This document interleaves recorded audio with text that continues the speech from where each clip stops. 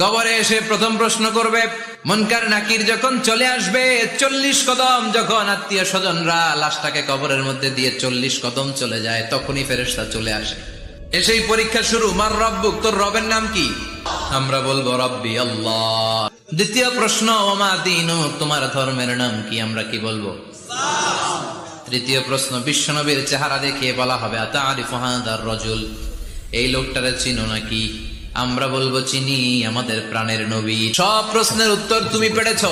ফায়ুফসাহু লাহু কবরুহু 70 যিরান, আপনার কবরটারে 70 হাত লম্বা করে দেয়া হবে। ওয়ায়ুফতাহু লাহু বাবুন ইলাল জান্নাহ, আপনার কবর থেকে জান্নাতের দিকে দরজা খুলে দেয়া হবে। ওয়ায়ুলবাসু মিন লিবাসি আহলিল জান্নাহ, জান্নাতের 2টা রেশমি কাপড়ের পোশাক এনে আপনারে পরিয়ে দেয়া হবে। আর বলা হবে, নাম কানাউমিল আরুস, ঘুমাও। তোমাকে লম্বা সময় পাড়ি দিতে হবে, ঘুমাও। কানাউমিল আরুস, যেমনি